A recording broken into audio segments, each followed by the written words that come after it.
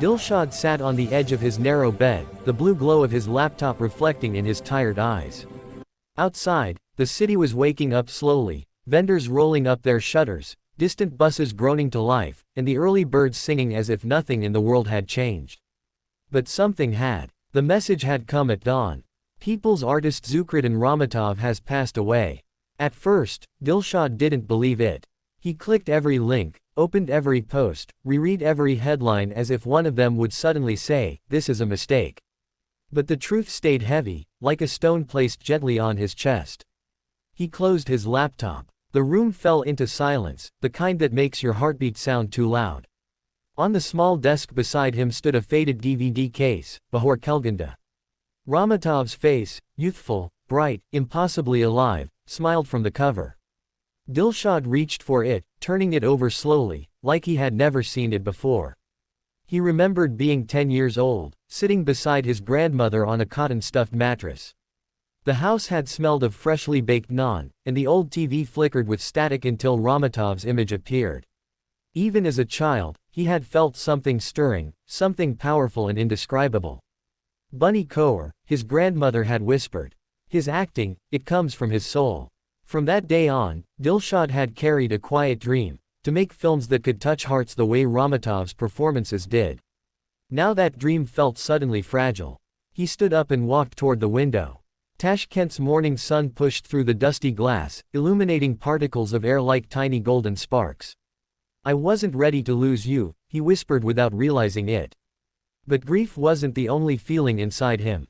There was something else, something warm, smoldering, refusing to die down. A fire Ramatov himself had lit years ago. Dilshad straightened his shoulders. He knew he couldn't sit still. He needed to go to the funeral. He needed to say goodbye. He needed to see, one last time, the man whose art had shaped the course of his entire life. He grabbed his jacket, wiped his eyes with his sleeve, and stepped out into the world, a world that suddenly felt dimmer, yet filled with a light that refused to go out. The funeral hall stood like a silent fortress, its wide doors open to the sea of people flowing inside. The air carried a mixture of white roses, cold marble, and the quiet ache of thousands of hearts beating with the same sorrow. Even from outside, Dilshad could hear the low murmur of voices, respectful, trembling, full of disbelief that such a towering figure was now gone. He stepped through the entrance and felt an immediate shift, as if the building itself were holding its breath. Inside, portraits of Zukridin Ramatov lined the walls, him in his youth, with the fierce eyes of a dreamer, him in his middle years, carrying the weight and wisdom of countless roles, him in his final era, still dignified, still glowing with the unmistakable warmth that had captivated generations. People moved slowly, almost reverently. Some held flowers pressed close to their chests. Some wiped tears before they even reached the coffin. And others simply stood frozen, unable to believe that the man who had seemed so immortal on screen could be lying still, silent. Dilshad's throat tightened. A group of elderly artists gathered near the front, whispering memories to each other, tales of rehearsals, tours, laughter in backstage rooms, moments that would now only live in stories. One of them, a woman with silver hair and a voice cracked from age and emotion, whispered, "He carried the heart of Uzbekistan in his voice." Another nodded, adding, "And when he stepped on stage, everyone else disappeared." Dilshad felt like an intruder among giants. These were people who had lived with Ramatov's brilliance up close. He had only admired from afar. But as he slowly moved forward, following the line toward the coffin, he noticed something unexpected: young faces. Many of them, actors in their 20s and 30s, filmmakers, students, stage amateurs. They stood shoulder to shoulder with elders, their grief just as raw. Ramatov had touched them too. When Dilshad finally reached the front, he froze. There it was, the national flag draped gently over the casket, the red, green, and white shimmering under the soft lights. A wreath of white lilies rested carefully beside it. Above, a large screen played clips from his films, emotional monologues, brave declarations, quiet smiles that broke hearts with their sincerity. A scene from Bahor Kelganda appeared, the very movie that had changed Dilshad's life. Ramatov, in character, whispered softly on screen, "Even when winter takes everything, the heart remembers spring." Dilshad felt tears spill down his face. He didn't wipe them away. He stepped closer and placed his trembling hand briefly on the edge of the casket, not touching, just hovering, as if afraid to disturb the stillness. "I owe you everything," he murmured under his breath. "Everything." As he stepped back, unsure what to do next, an elderly man approached him. His walk was slow, deliberate. His eyes, though tired, seemed to hold decades of unspoken stories. "You're Dilshad, aren't you?" the man asked quietly. Dilshad blinked in confusion. "Yes, but how did you?" The man rested a gentle hand on his shoulder. "Zukridin told me about you. About your dreams. About your passion." Dilshad's breath caught. His world seemed to tilt. "He believed in you," the man continued softly. "He said your fire reminded him of himself, long ago." Dilshad felt the ground beneath him shift, grief mixing with shock, pain blending with a sudden, overwhelming sense of responsibility. Someone like Ramatov noticing him, believing in him, it felt unreal. The elderly man nodded toward the coffin. "Don't let his light fade, son. Let it burn through you." Dilshad swallowed hard. He had come to say goodbye. But now, he realized, he had also come to receive something, a torch, passed silently from one generation to the next. And in the middle of all the tears, the flowers, the songs of mourning, a new purpose began burning in Dilshad's heart. Dilshad stepped out of the funeral hall and into the crisp afternoon air, but the world outside felt strangely muted, as if the city had lowered its voice in respect. The crowd behind him continued to move in waves, people entering and leaving with the same quiet heaviness, like a heart beating in slow, mournful rhythm. He clutched the leather notebook the elderly man had given him. It felt heavier than it looked, as if the entire weight of Ramatov's legacy rested inside. He didn't open it yet. He was almost afraid to. Instead, he walked aimlessly through the park beside the hall, the same park where artists, students, and families often gathered on bright days. But today, even the pigeons seemed subdued, their wings beating gently instead of their usual excited flutters. Dilshad found an empty bench and sat down. For a moment, he simply stared at his hands, still trembling slightly. He replayed the funeral in his mind, the tributes, the faces streaked with tears, the national flag over the coffin, the lines of Ramatov's film echoing again and again. But what echoed the loudest was the elderly man's voice. "He believed in you." Dilshad inhaled shakily. No one had ever said that to him before. Not with such certainty. Not with such meaning. When he finally gathered enough courage, he opened the notebook. The first page contained Ramatov's handwriting, bold, firm, unmistakably his. "Art is not talent. Art is responsibility." Dilshad's chest tightened. He flipped the pages slowly, discovering a treasure trove of thoughts. Rough sketches for roles never performed. Dialogue fragments filled with raw emotion. Reflections about the state of Uzbek cinema. Notes on authenticity, truth, and vulnerability. Personal messages to young artists he hoped to mentor one day. Every page felt alive. Some had ink smudges, as if Ramatov had paused mid-thought. Some had lines crossed out stubbornly. Some had short, perfect sentences that struck straight into the soul. Then he reached a page near the middle, one with a short paragraph that looked different. It began with a name. Dilshad. His breath hitched. He read every word slowly, carefully, afraid to blink. "I saw something in you, that hunger, that spark. Don't let the world tame it.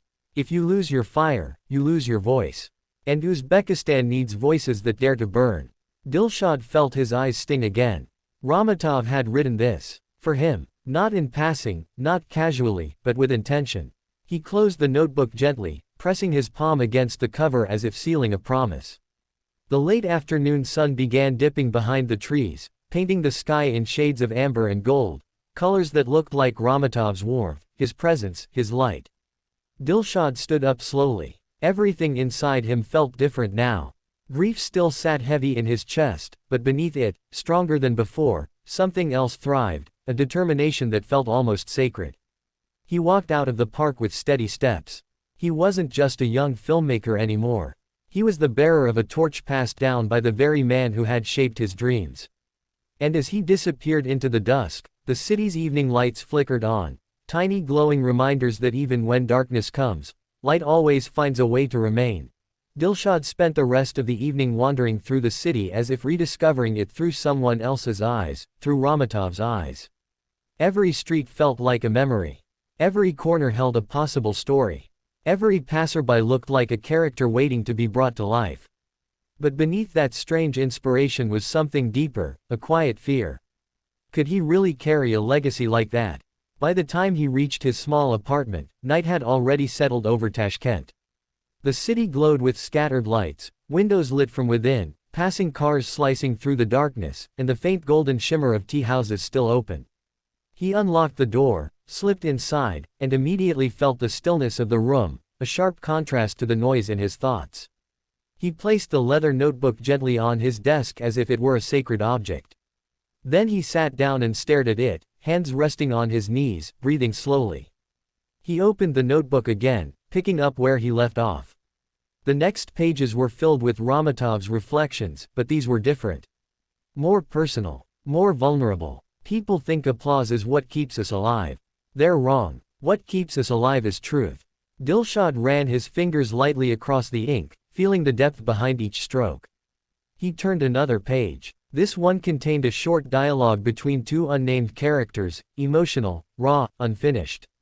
Then another page, a monologue about loss, written so powerfully that Dilshad felt goosebumps rise across his arms.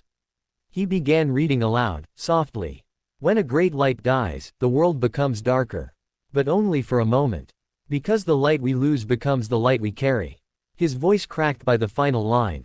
He shut the notebook, pressing it to his chest. "I'm not ready," he whispered. His phone buzzed, breaking the silence. It was a message from Kamola, his closest friend and a cinematography student. They had made dozens of short films together, rough, experimental, sometimes terrible, but always full of heart. Her message was simple. "I saw the news. Are you okay?" He stared at the screen for a long moment before typing back. "I don't know. I feel like something changed today." Kamola responded almost instantly. "Change is good. Even painful change. Come online. Let's talk." He hesitated, then placed his phone aside. He needed silence right now, not conversation. Another hour passed. The room filled with shadows and the faint sounds of traffic drifting through the window. Dilshad leaned back in his chair, closing his eyes helplessly. But then, he remembered the elderly man's words. "Don't let his light fade, son."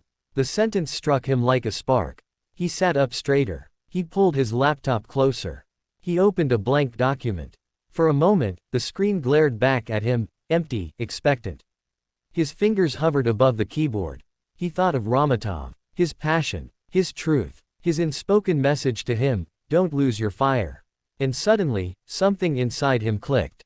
Dilshad began typing, slowly at first, then faster, then with a rhythm and intensity he had never felt before.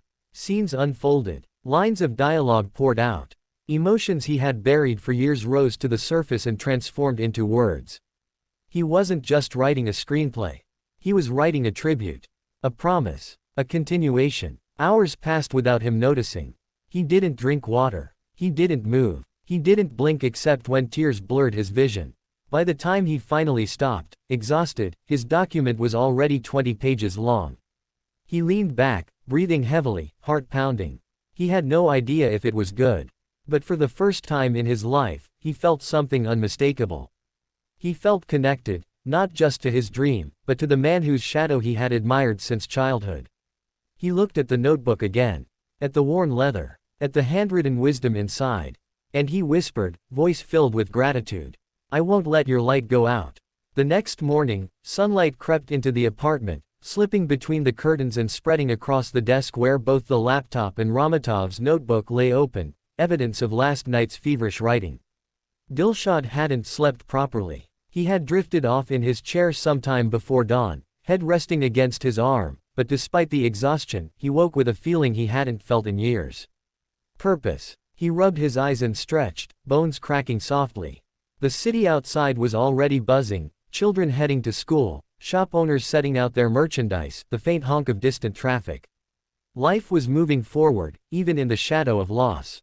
Dilshad stood, walked to the kitchen, poured himself a cup of lukewarm tea, and returned to his desk. He stared at the pages he had written. In the morning light, they looked different, clearer, more real, almost as if Ramatov himself had guided his hands. He reread a few lines. Some made him smile, some made him frown, but all of them felt alive. He flipped open the leather notebook again to the last section. There was one more passage he hadn't seen last night, written in slightly shakier handwriting, as if Ramatov had penned it late at night when tired but still burning with ideas. Legacy isn't what you leave behind. Legacy is who rises because of you. Dilshad exhaled, deeply. He realized that his grief was evolving. It no longer felt like a weight crushing his chest. It felt like a hand on his back, pushing him gently forward. A soft knock at the door interrupted his thoughts. He blinked in surprise. No one ever visited him this early. Opening the door, he found Kamola. Standing there, her hair tied loosely, a camera bag over her shoulder. Her eyes were tired but warm, filled with the kind of concern only true friends carried.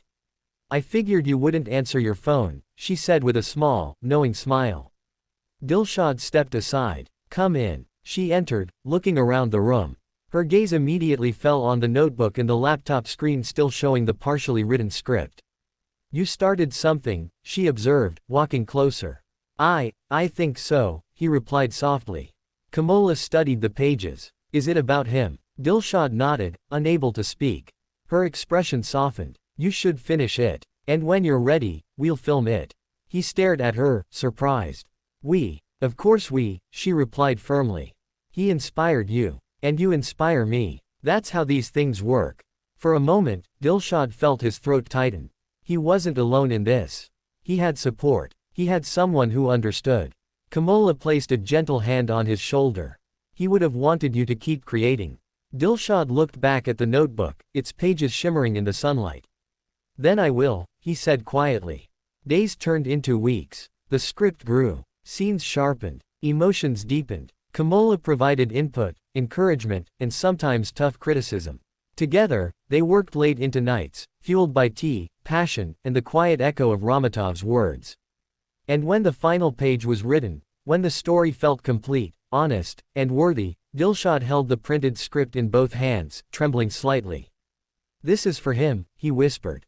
Months later, at a small industry showcase event in Tashkent, Dilshad stood nervously backstage as his short film began to play on the big screen for the first time. Kamola squeezed his shoulder reassuringly. On-screen, Ramatov's voice, preserved from old interviews and clips, intertwined with the story Dilshad had written, blending past and present, memory and new beginnings. When the credits rolled, the room fell silent. Then applause began, soft at first, then louder, then rising in a wave that washed over him like light. People stood. Some wiped tears. Some whispered Ramatov's name. And in that moment, Dilshad felt something he would never forget. Ramatov's light hadn't faded. It had simply transformed, passing through him, through Kamola, through every person who had been touched by his art. Uzbekistan still glowed, not because a star had died, but because its fire lived on in every heart willing to carry it forward.